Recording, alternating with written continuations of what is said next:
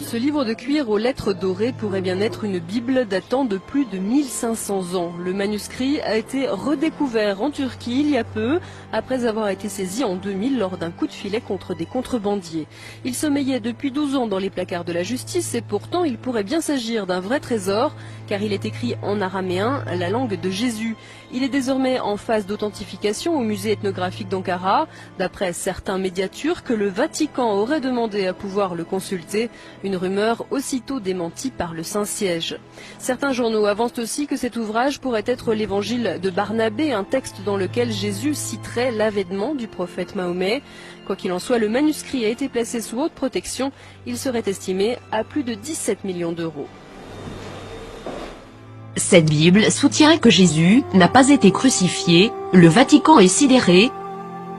Cette Bible a été découverte et gardée secrète, en 2000 et contient l'évangile de Barnabé, un disciple du Christ, qui soutient que Jésus n'a pas été crucifié, qu'il n'était pas le Fils de Dieu, mais bien un prophète.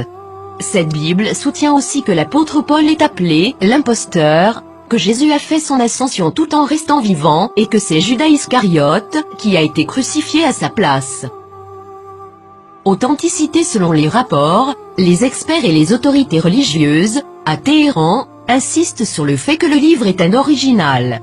Il est écrit avec des lettres dorées, sur du cuir relié et il est écrit dans la langue araméenne, qui était la langue parlée par Jésus.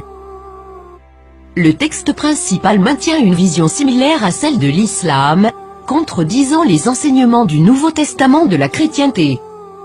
Jésus a aussi prédit la venue du prophète Mahomet, qui a fondé l'islam, 700 ans plus tard.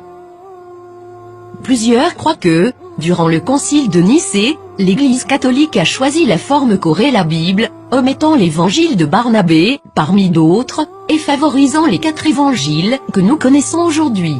De nombreux textes bibliques ont commencé à faire surface depuis ce temps, incluant ceux de la Mère morte et les évangiles gnostiques, mais cette Bible semble tout particulièrement inquiéter le Vatican.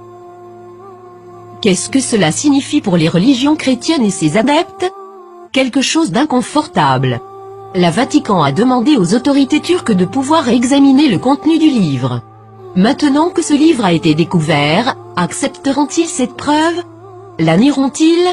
L'appelleront-ils un mensonge musulman, comme l'a fait le magazine Truth en 2000?